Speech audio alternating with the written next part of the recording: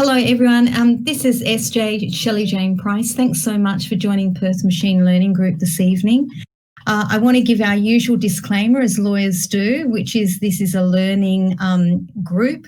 If you're looking for any sort of advice, well, I want to tell you you're kind of in the wrong place.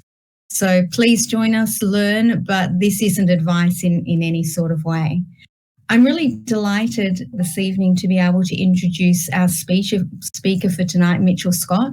So Mitchell is both a data scientist and a lawyer, and he has quite an incredible CV. You know, while he was at university, he worked as head of marketing for a high-growth construction tech startup. And then upon his graduation with a law degree and a computer science degree, he took a role in top law firm Herbert Smith Freehills in their tech area. Since then, he's actually moved on to Lawyers on Demand, which is a multinational organisation that supports lawyers in various occupations in-house and also technology matters. And that's certainly where Mitchell shines, as you're going to see tonight. And not only that, you'll see that Mitchell's pretty passionate about machine learning and solving problems. And I know you're just going to love what he has to share for us. And I'm so delighted that he has agreed to join us this evening. So, Mitchell, thank you so much. Off you go. Awesome. Cool. I will kick off. Let me just see if I can get this whole screen share thing going.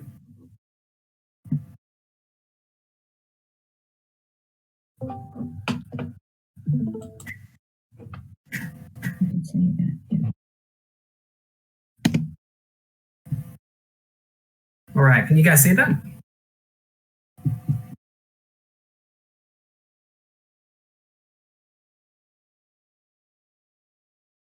Yes, we can see it, Mitchell. Thanks very much. Awesome. All right. Well, I might just kick off, although, wait, I might just... there we go.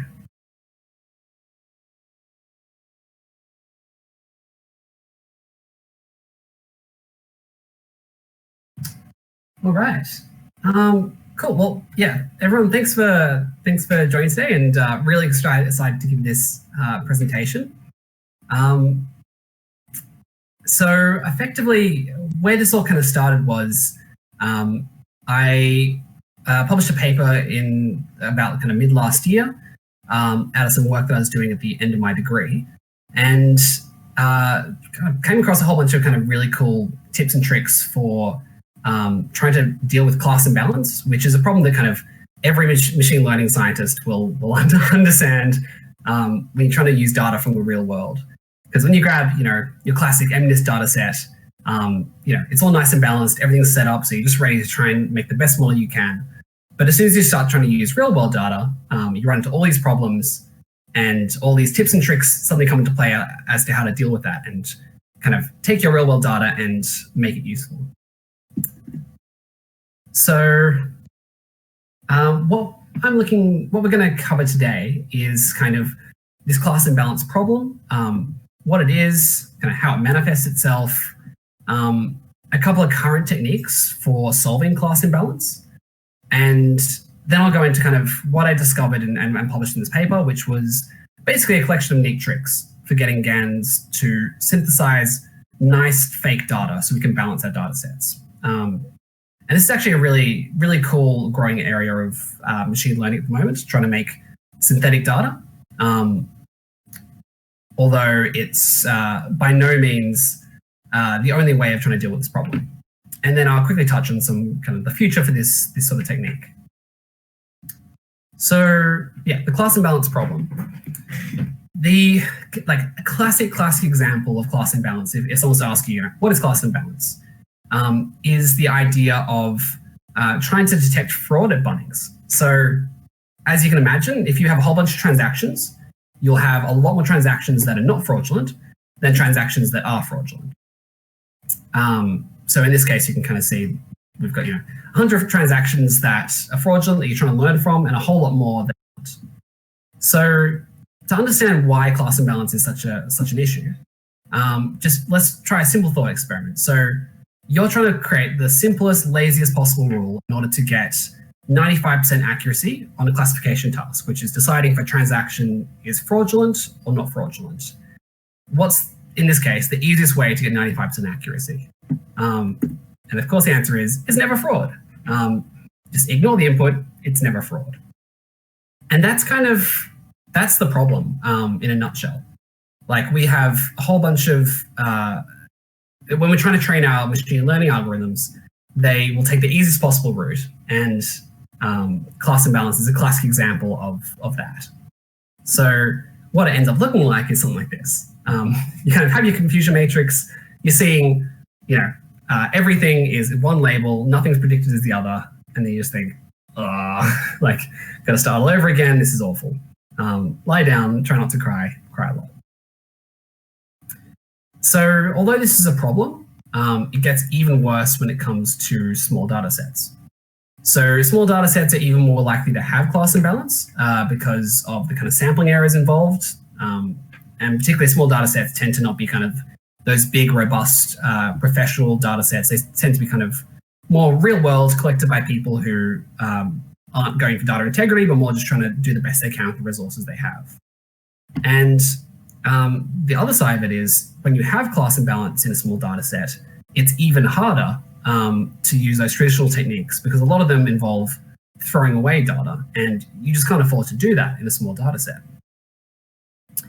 So just quickly to motivate why dealing with class imbalance is important, I'll just go through a couple of examples as to how it occurs and why it's actually a really important thing for us to solve as scientists and as a society.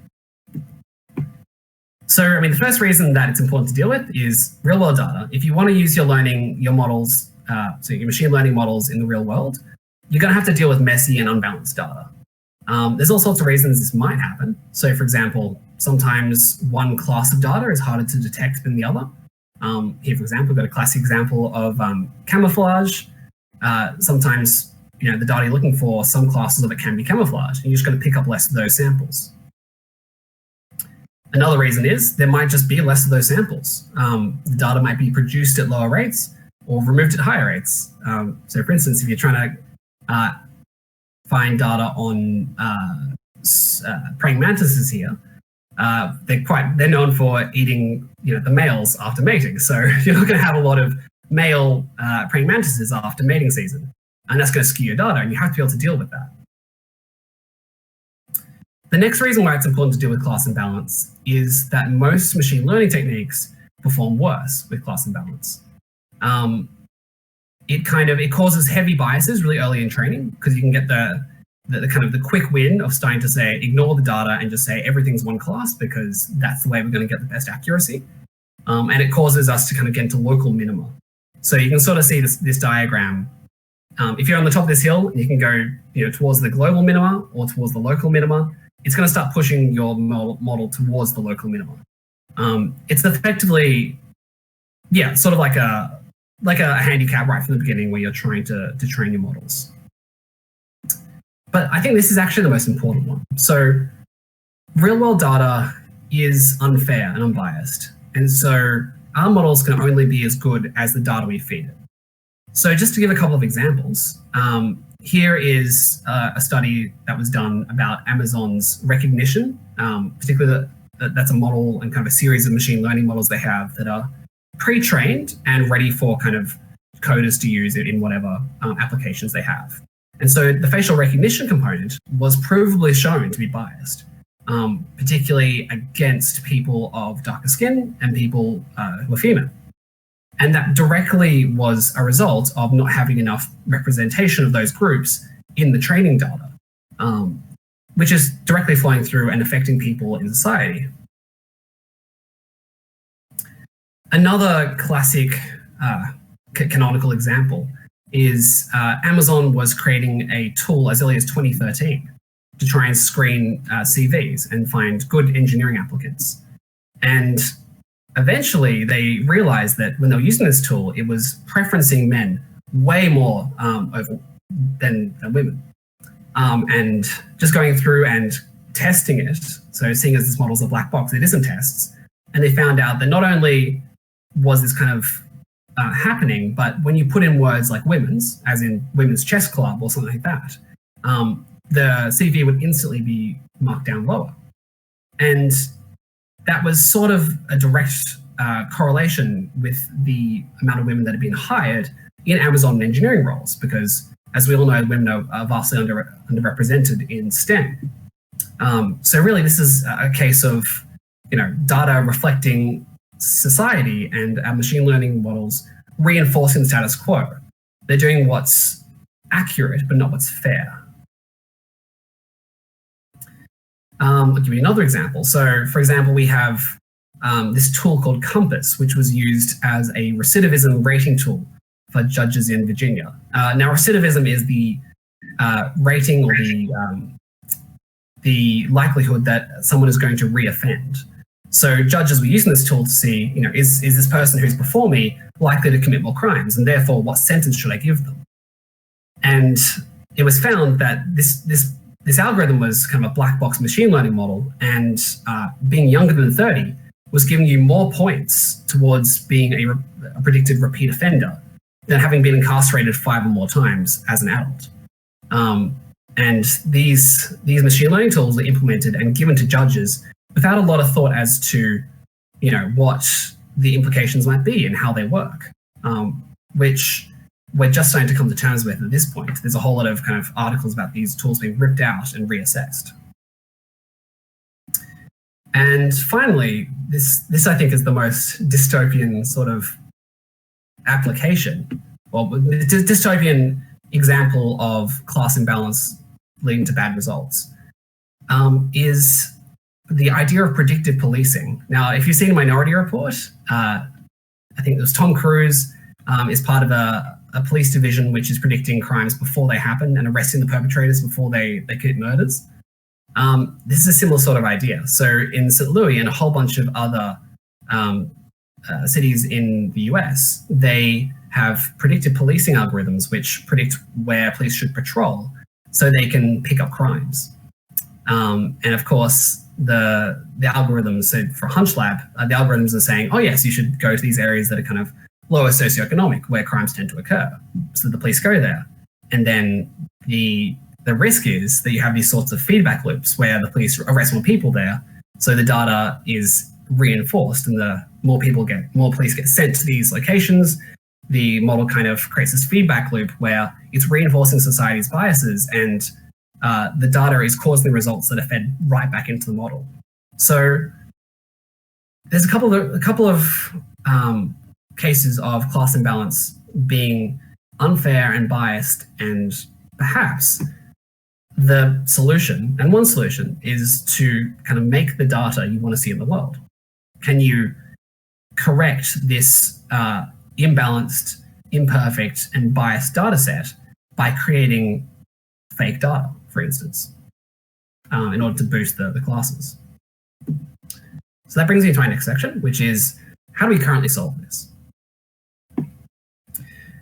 So if you've been around kind of imbalanced data sets, this would be really, really familiar to you. So the idea of undersampling is you throw away a bunch of the majority class until you have equal numbers of majority and minority class. The other idea is oversampling, which is you duplicate the minority class until it's the same size as the majority class. So neither of them are particularly sophisticated techniques. Undersampling discards a lot of useful data and results in less accurate models. And so, for instance, with small data sets, that's going to be a real problem because we just can't afford to throw away a lot of data. Think about the Bunnings fraud transaction scenario. If you have 150 cases of fraud and 100,000 cases are not fraud, bringing that down to 150 and 150 is not going to give you good results. You're throwing out a lot of useful data. On the other side, you've got oversampling, which is kind of encouraging overfitting because you're showing the machine learning model that those kind of quirks and idiosyncrasies of the small data set is super, super important because it's repeated over and over and over. And you'll get things like, a Bunnings transaction for $50 is flagged as fraud, And so every transaction that's exactly $50 must be fraud, even though that's not directly related to the actual signal, like the underlying signal of the data set. So this encourages overfitting, which gives less fair models. So you're kind of stuck between a rock and a hard place. You're either getting less accurate models or less fair models. So a potential solution came about in kind of 2002 called SMOTE, which is synthetic minority oversampling technique.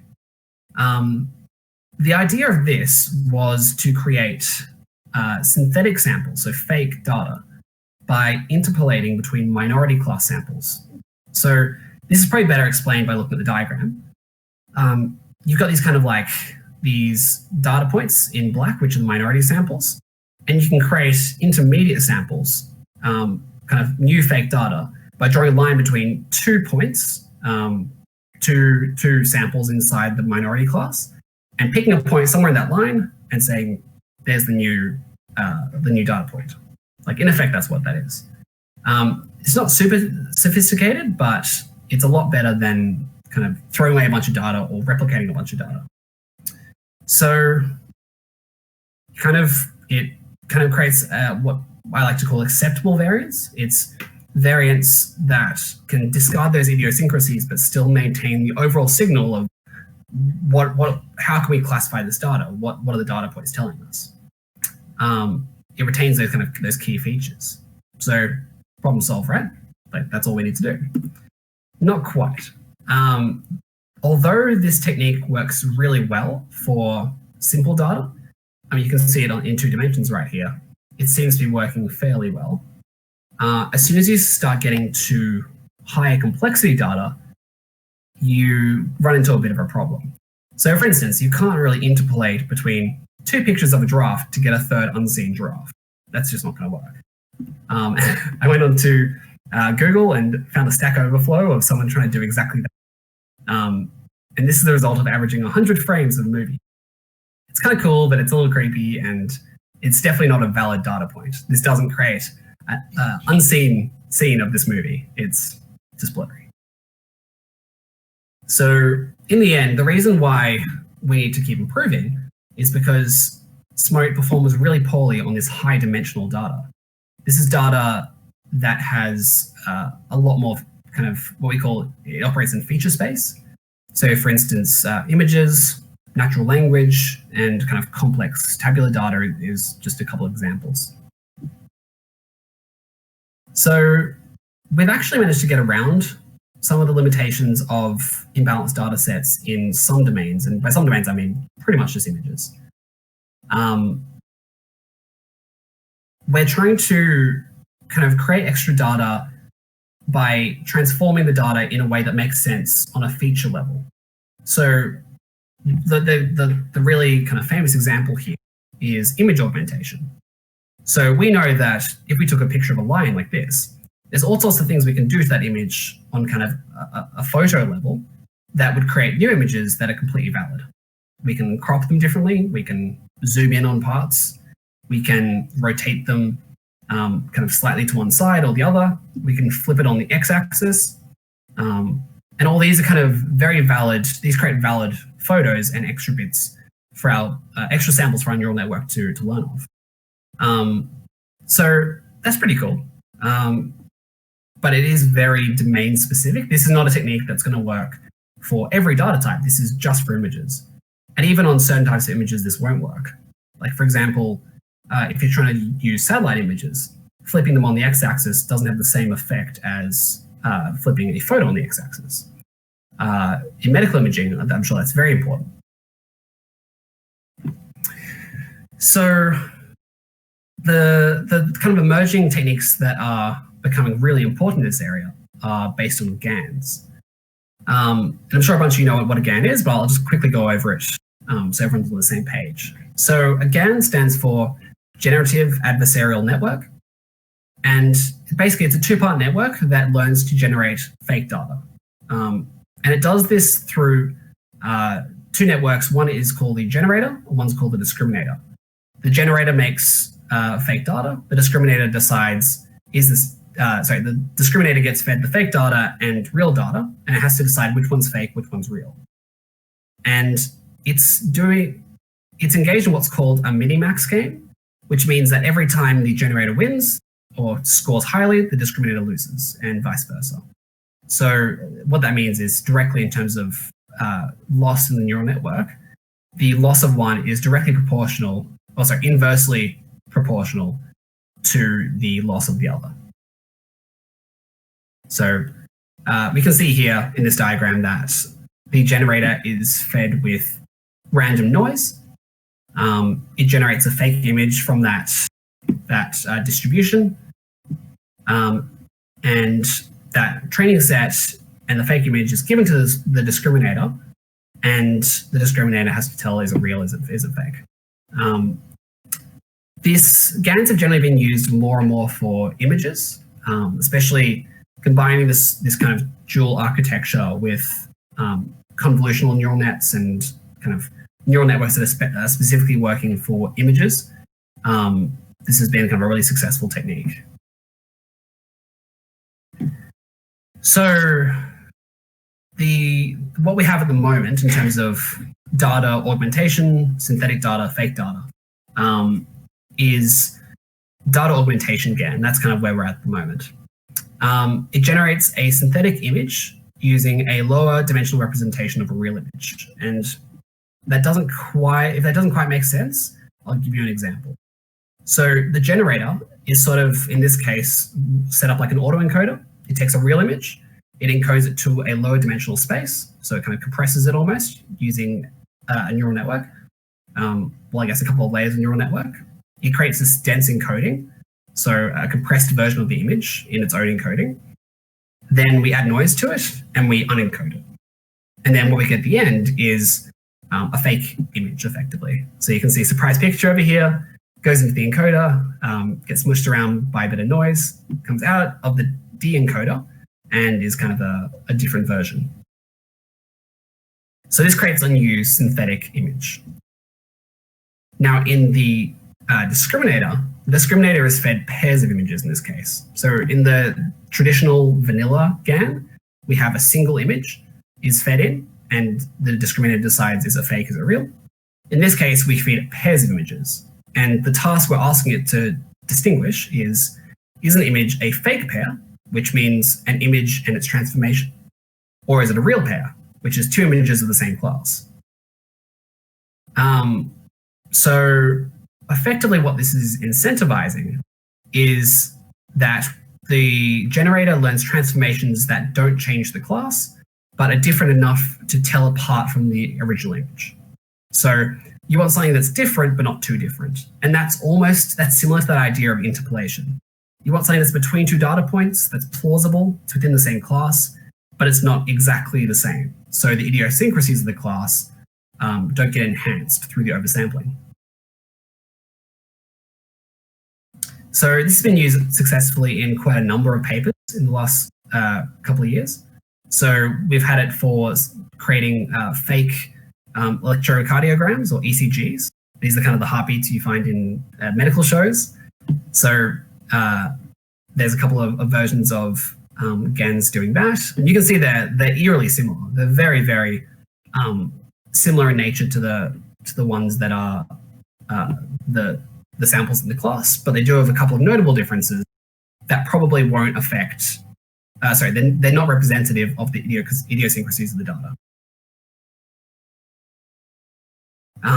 And the other thing, which I thought was really cool, is using this technique to train humans.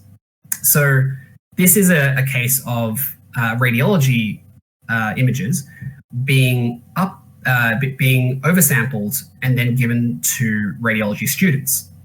So kind of creating these kind of fake data sets in order to train students how to analyze what's a broken bone, what's a, this type of fracture, what's that type of fracture. So in a way, it's the AI training the humans, which I love. So that's great. That's really getting very advanced with images, but there's a whole bunch of other complex data types out there. How are we going to do this with natural language? How are we going to generate fake contracts for our data sets? How are we going to make complex tabular data? The kind of stuff that's coming in through Google and informs advertising decisions. how are we going to oversample radar point clouds? There's all sorts of data that just isn't captured, and the more unique and bespoke it is, the less these sort of domain-specific techniques are going to be applicable. So this brings me to GAN-SMOTE, or a collection of neat tricks for getting GANs to make nice, synthetic, one-hot encoded data. So there's kind of two things I wanted to talk about, and kind of four main techniques I wanted to leave with you guys. So the first one is how to improve GAN stability on one-hot encoded data. The other is improving GAN variance. So I might as well start with what is one-hot encoded data. We've gone from images, which are really generic, as in everyone knows what an image is, to a kind of very specific type of data. So one-hot encoded data is one way of breaking out categorical data. So we have these kind of days of the week here, for instance, Monday through to Sunday, and we can encode this data in a number of different ways. But one-hot encoding is we kind of give a column for every single category inside the class, and then we kind of assign it ones and zeros. So you can see Monday has a 1 in the Monday column and a 0 in the Tuesday, Wednesday, Thursday, etc. column. So it's a really simple way of encoding data. And why do we choose that? So effectively, I want to prove that a GAN could beat SMOTE on its home turf. Its home turf being kind of simple tabular data. It's a good starting point for kind of working towards complex tabular data and creating a kind of universal technique. And honestly, it was a simple proof of concept to get working. So this is the GAN-SMOTE architecture. Sorry, it's not quite as pretty as the previous diagrams, which I stole from the internet. Effectively, it's a very vanilla GAN with a couple of key differences, which I'll go over in a moment. But there's a discriminator. It has 2 layers and an output. There's a generator. It has 2 layers and an output. The only notable difference here is there's what's called mini batch discrimination applied to the generator. And some of that mini batch discrimination includes a bit of noise, which I've added in as well. And I'll go over what that means in a second. So I started out my experiments. Everything was kind of looking up. I had this idea, and I had an idea of that GANs were unstable and hard to train. And this is basically what the loss should look like for a GAN. We have this kind of like nice, both generators are above 0 loss. They're kind of in the middle somewhere. They're competing. They're competitive. That's the main thing in a GAN. You want both networks to be competitive so that both networks are learning. What I got was this. We had the discriminator in blue, the generator in orange, and the discriminator started getting really, really good loss scores, and the generator just got smashed. Basically, it wasn't good enough. The discriminator was well outmatching the generator, and the generator couldn't quite start coming up with plausible fake data as fast as the generator couldn't come up with plausible fake data as fast as the discriminator could tell which one is fake. The discriminator was way too good. It was basically the upshot of that. So since the networks were competitive, the GAN didn't learn. For example, to take it back to kind of an analogy, if you've got kind of 2 students playing tennis against each other, for instance, and you've got one student who's really, really good, they score aces every single time. The other student barely touches the ball, they're not going to learn. So it's that exact same problem. So I was trying to work out, why can the discriminator see right through all this fake data and tell which one's fake immediately? And there was a couple of reasons. So the first one was I looked at the data itself, and the real one-hot encoded data was kind of ones and zeros. It's binary. Whereas the generator's output was probabilistic. It was kind of a floating point value that was kind of, close to 1 or close to 0 or somewhere in the middle. But it just, it looked nothing like the real data because, effectively neural networks have trouble generating probabilities that are so high that they become 1 and probabilities that are so low that they become 0 because they get penalized by the loss algorithm for it. So what I did was, this is the first technique I want to kind of leave with you guys, is I added a kind of a small amount of random noise to the real data. So whereas it was kind of 1s and 0s, it's now 0.999s and 0.01s. That way, you can actually look at those two data sets, those two kind of fake tables I put up there, and you couldn't instantly tell which one's fake and which one's real. So it's a good start. But, I mean, things still weren't great. It helped, and the two networks were competitive for longer, but it wasn't quite allowing them to compete properly. So I needed to find a way to impose a handicap on the discriminator, much like golf. So adding a handicap, to use a colloquial term, generally the way you would do this, or the simplest way to do this, is to add noise into the data set. So you take the real data and you kind of fuzzy it up a bit. If it was an image, you would apply noise and make it a bit more blurry. If it was natural language, you could sub out the words and use synonyms, or there's all sorts of ways to do that. But we're working with very, very simple data. This one hot encoded data is binary. So how do you add noise to a binary number? It's either 1 or it's 0. So I came up with a concept called decreasing random bit flips. That's trademarked, by the way. It's not. And the idea of decreasing random bit flips is that you set a predetermined amount of samples where you're going to reverse the attributes. So say we have those kind of 7 attributes, Monday through to Sunday. I would choose 30% of them. I'll just flip the bits. So if it's 1, it becomes a 0. If it's a 0, it becomes a 1. Just flip them entirely. Then this kind of this gives a whole bunch of effectively wrong data, or a proportion of wrong data to the discriminator, which allows the generator to be more competitive. Effectively, the data coming in is wrong, so there's it kind of like smushes the probability distribution such that it's easier for the generator to produce things that look right.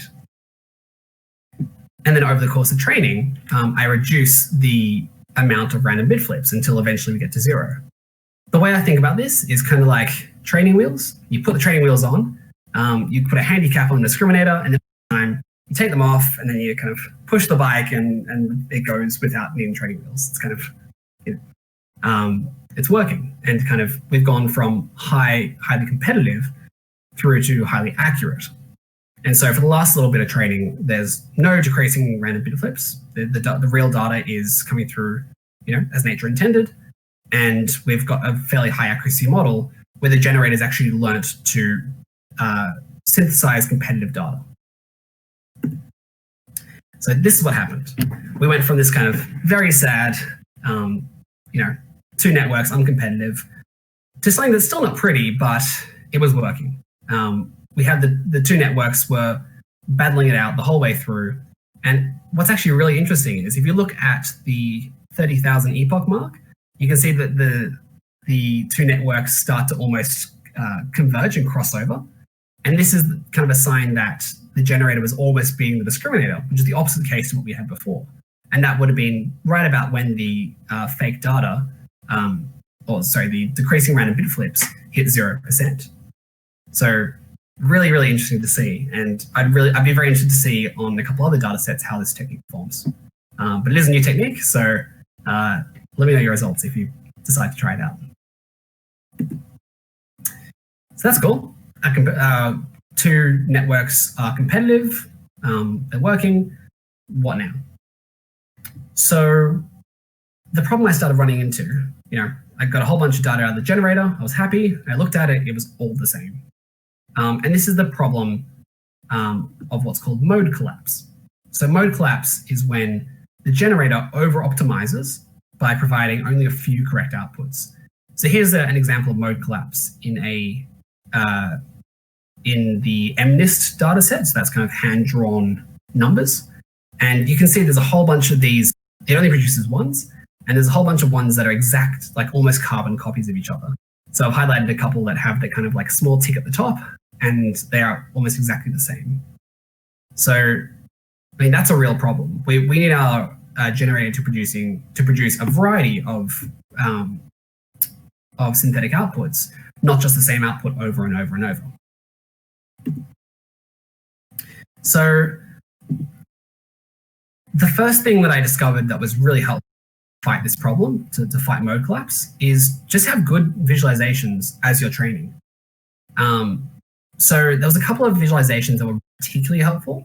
And if you ever have this problem and you're trying to splat some bugs and you're trying to understand how can I get rid of mode collapse, the best thing you can do is to start visualizing and understand what's going on in the data, especially so you don't need to wait 40,000 epochs to come out with bad data. You can catch it within the first couple and say, okay, that's not working. Let's try again. So those two things I measured were, the two techniques I used were L1 distances and PCA. So PCA is principal component analysis, and effectively it's a dimensionality reduction. So my data had something like 75 or 80 different dimensions. Obviously, you can't plot that on a 2D axis. So PCA is able to take this multi-dimensional data and reduce it into a 2D space so we can visualize it. Now, the axes don't really mean anything. It's more about they find the axes that have the most meaning. Some of the meaning is amalgamated, and so you can actually visualize these data points in a 2D space, even if the axes don't mean anything necessarily. So it's actually been a while since I read up on how exactly the algorithm works, but I'll let you guys do that in your own time. So that's really useful. So these two things that we're looking at are the PCA visualization of a healthy GAN, so when I finally got it working, and also the GAN after it had mode collapse. And you can see, on the top we have the discriminator's predictions, so what it thinks is fake and what's real. And on the bottom we have the known outcome, so what is actually fake and what. And in the mode collapse example, there's just one fake sample, and that's because they're all piled on top of each other. They're exactly identical. They're replicating each other. On the other hand, we have this healthy system. You can see, the data points are spread among all the real data points. They're looking very similar, but not exactly the same. That's a really good looking GAN. So the other thing that I found was really useful was something called L1 distance, or it's also known as the Manhattan distance. So the L1 distance is a way of measuring the similarity or dissimilarity of 2 points in n-dimensional space. So to break that down a little bit further, it means we can compare two matrices and see how similar they are to each other. So this lets us, we can kind of take this metric, we can use it to compare how similar is the data within a data set and how similar is data between two different data sets. So in this case, I was plotting the sum of all the L1 distances between all the samples, the fake samples we're generating, and also inside the real samples.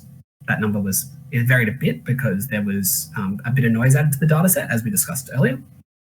And also I was measuring the L1 distances between the fake data set and the real data set. So we can measure kind of how do our data sets compare? Is the distance between them going down? Are we producing a wide variety, wide variance of samples in our data? And are the two data sets similar? Are we producing plausible samples? So that's kind of the two things we're measuring. How similar are the samples to each other, and how plausible are the samples? So here's kind of an example of what that is. So you can see that the two samples on the left, we've got 0.2, 0.1, 0.8, 0.7, 0.0, 0.1, 0.2. Those are really, really similar to each other. So that's going to have a low variance. And so therefore it has a low sum of these L1 distances. on the right side, we have data that's very dissimilar to each other inside the data set. So that has a high variance, and it's going to have a high sum of L1 distances. So we know that the data samples inside the data set are very dissimilar to each other. And when you compare those two data sets together, they're actually very, very different. So you're going to get a high variance between the two data sets, and therefore a high sum of L1 distances. So what that says is, in table 1, we have a very low variance data set. In table 2, we have a very high variance data set, and they are both very dissimilar to each other. So we can measure that. We can also plot that over time. And so on the left, that's exactly what we did. So the real data is in blue, and unfortunately it gets covered up by the very spiky synthetic data, which is in orange. You can actually see that they're trending down over time, and that's the effect of those decreasing random bit flips. But the important thing is the total distance between the real and synthetic goes down and kind of stays down right at the end. That's that bottom graph. So you can see that the two data sets are becoming very similar to each other. And also we're getting a high amount of variance within the data set. So ideally what we want is low variance between the two data sets, so they're similar, but high variance within the data set, so we have variance. And that's exactly what we could plot, and that's exactly what I got after kind of applying this next technique. And so this next technique is mini-batch discrimination, and this is a pretty well-studied one. This actually comes from Goodfellow, who was one of the, I think he was at the time a PhD research student when he invented GANs, and this was kind of like the follow-up paper, which was how to make them work effectively. So the idea is you append these batch L1 distances. In my case, I added some noise because that seemed to be the thing to do. So you append these batch L1 distances to the generator output so the discriminator can judge variance. So in effect, what we're giving the discriminator is, here's the data point, but also inside the data set that's been created, what is the variance within the data set? So that way the discriminator can tell, is this data point from a data set that is similar to the distribution of the real data set? Might just say that again, in case I mangled that a little bit.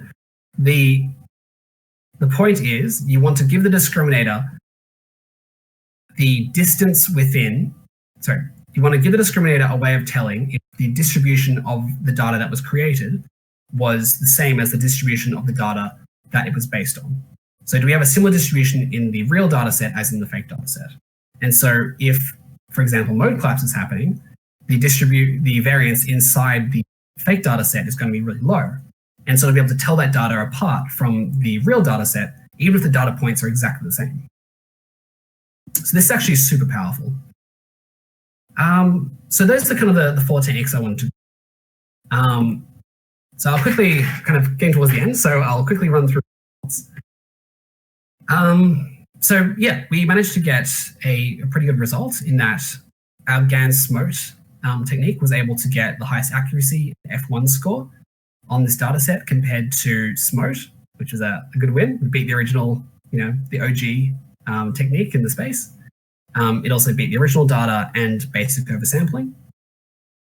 So effectively from that, we can conclude that the GAN-SMOTE data modeled the feature space of the training data better.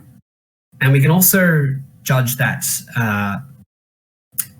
the class balanced accuracy was also higher. So that's that F1 score. The other thing, which didn't actually make it into the paper, but I thought was really interesting, was that training with classes topped up with GAN-SMOTE data actually demonstrated higher stability in these networks and also slower overfitting during training. So that means these networks were less prone to overfitting and therefore to unfair behavior. So that was some pretty good techniques. There's a lot of work to go in kind of proving this technique, in kind of working out more applicable techniques to other data types. And so this is just the start.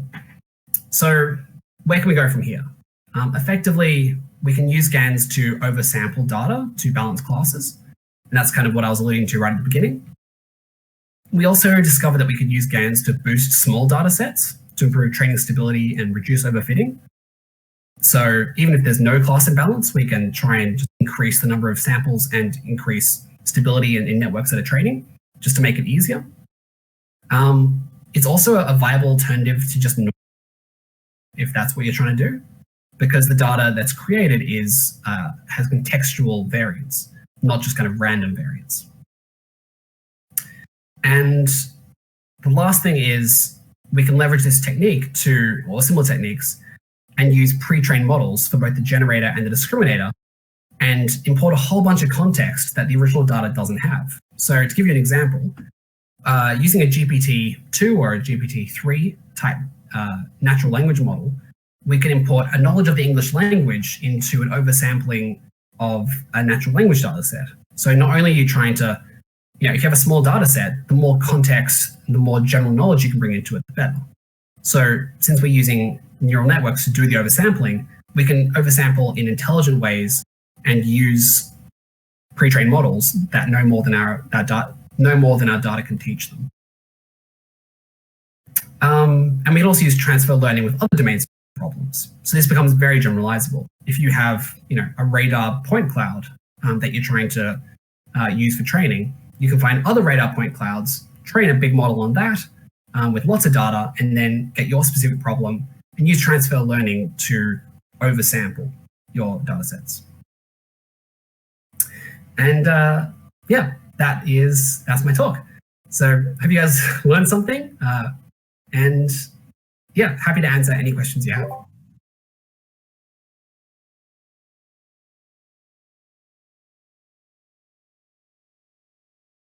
Hey, thanks, Michelle. That's great talk. So we'll throw the doors open to the floor for questions.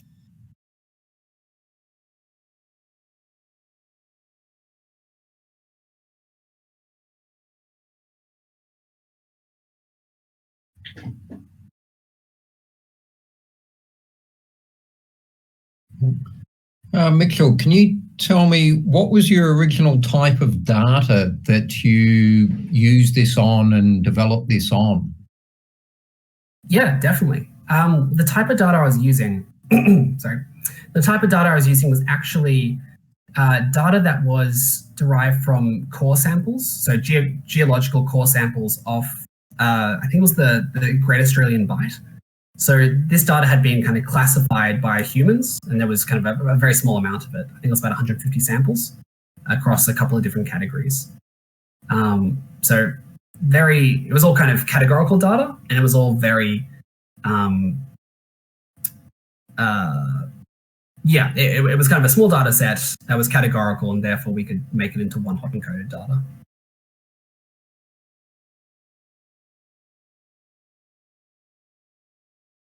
I should also probably mention that the classes were quite imbalanced, which is how this class imbalance sort of GAN came about.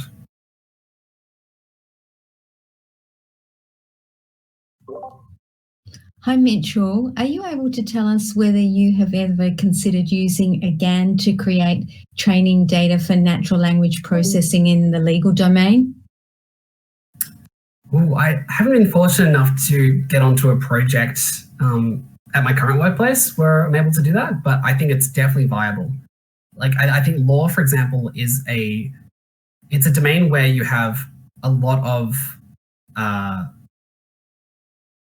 there's a lot of use for natural language processing, particularly being able to automate the classification and review of documents. But you're not going to have huge training sets to be able to do that. You might have a couple of hundred contracts, which is nothing like the data you need to train GPT-2 or GPT-3. So being able to leverage GPT-3 in that GAN in order to produce oversampling data would be absolutely critical. So if you ever get the chance to do it, I would love to hear how it goes.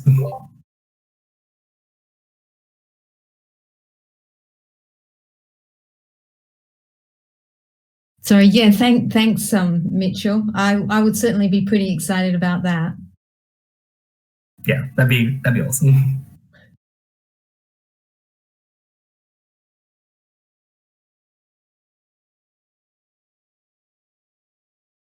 Hey, Mitchell, could you tell us something about the way that SMOTE does its interpolation in the embedding space?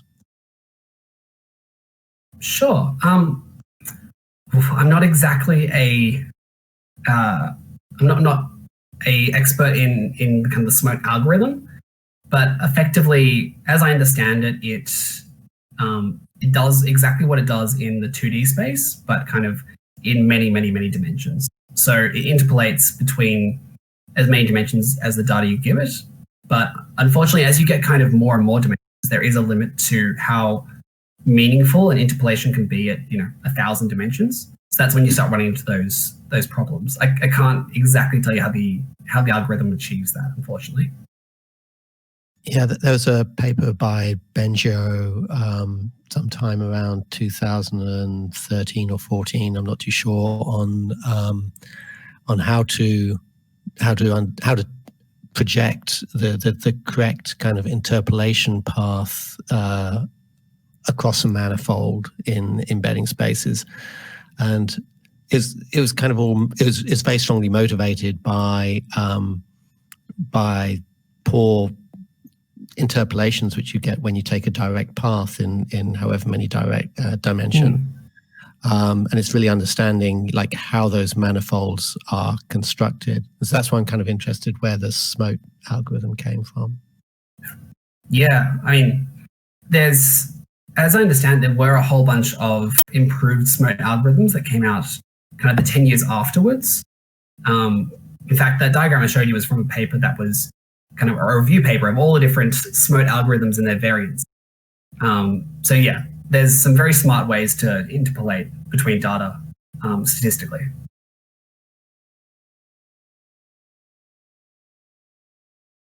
I'll hop in.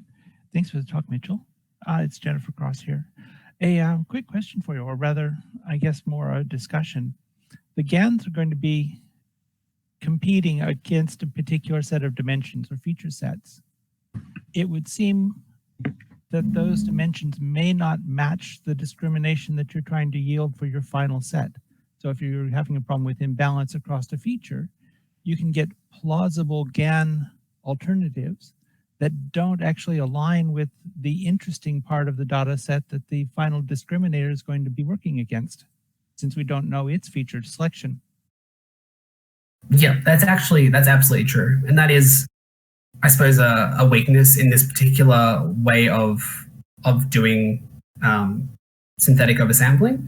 But if you remember that data augmentation GAN I talked about earlier, the way they solved that problem was by giving pairs of images. So that idea of, is it similar enough but not too dissimilar? That's effectively that kind of, by giving it pairs and saying, is this a re-encoded version of the other image? That's encouraging kind of that mid-ground of being dissimilar but not too dissimilar. That said, it's actually not taking into account the other classes. So there's definitely some way you could probably get the discriminator to output not a binary output, but maybe more of a multi-class output, and that might be able to model those differences a bit better. But that's super valid. I was thinking more in line of, so we're building up this data set, augmenting it to feed it into another set of discriminations. If we're not picking up a feature that the later system is interested in, then we're not augmenting against the classes in any useful way. Yeah, that's absolutely correct. Yeah, there's definitely a bunch of work to do to make sure that these techniques can produce meaningful augmented data for sure. And I think maybe also when you have these pre-trained models that have kind of a greater context, that might help solve some of the problem as well. Or at least give a head start on the problem. Cool, thank you. It was a good talk. Thanks. Hi, I was just curious, how would GAN perform with multimodal data, like data from different classes could have image data, text data, numerical data? What are your thoughts on that? Are you asking about like can it handle multimodal data? Yeah. So multiple different types of data yes. at the same time? Yes, yes. That's an interesting question. All data is vectors, doesn't matter. Yeah, I guess you could just concatenate them, smush them together, and I don't see any reason why that wouldn't work. Like you would do hot encoding for categorical data, and then you had numerical data, and then image data. So if you think about mini batch discrimination, that's effectively what you're talking about. Mm-hmm. So what we've got is a whole bunch of one hot encoded data, and then we have a single integer, or I guess a floating point value, that is the variance within the data set. And the one hot encoded data and that variance number aren't actually related in the same type of data. So I don't see any reason why you couldn't just concatenate a whole bunch of different data types. Right. Maybe for like film, audio, visual, that sort of thing. Yeah, yeah. Have you looked at what might happen, what happens with when you have multi-valued data? So if you think of, and especially in NLP, this is a problem where you have labor and labor. So you have different ontologies which are associated with the same root, and how you think about what happens in embedding spaces when you have those that kind of weird separation for the same value. So just to clarify your question, you're asking kind of how would a GAN deal with those sorts of situations where two data points look similar but are actually quite dissimilar in a certain way? Yeah, absolutely. So it's really a function of multi-valued data where the same point can take on different values, and so it ends up being kind of distributed into a different place in the embedding space. But then when you're doing interpolations through that embedding space, if the embedding space becomes very smeary because of the multi-value nature. And so, like, how does one deal with that with this technique? So, I imagine when you're encoding, for example, natural language, there's sort of, I guess, the tokenizing sort of way of doing it, or looking a little bit further back into the 2016, 2017 sort of realm. There was a lot of work on those dense representations, so things like glove and being able to embed them in a dense space, as you said. I think you kind of those problems of, for example, similar ontology probably disappear if you were working in that dense embedding space, because words that look similar but have very different meanings would be embedded in a very different way, because they're not actually all that related apart from their structure. So I don't imagine a GAN have particular problems with those. I'm not entirely sure. So the tokens would end up, you still end up with the same tokens because of the same roots. So you can discriminate from them, between them, because of the context, but the context is the basis of the location in the embedding space, right? So that's why things get smeary. Right. No, I see what you're saying. Yeah, that's definitely true. I guess maybe you could work with an autoencoder type setup to maybe try and embed some of that context as well, and then using kind of pre-trained networks like GPT-3 that can work with context a bit better. You might be able to do something like that. That's a really interesting problem. Sorry, I don't have anything more specific than that.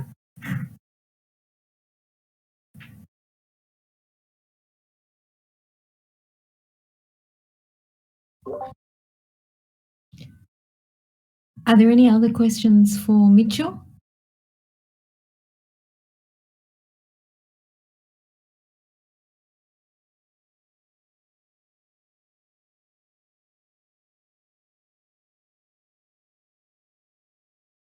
Right, it seems like you've answered them all, Mitchell. So I want to take the opportunity to thank you so much for giving your own time to come and present to us at PMLG tonight. That was a fantastic talk. Even I understood some of it.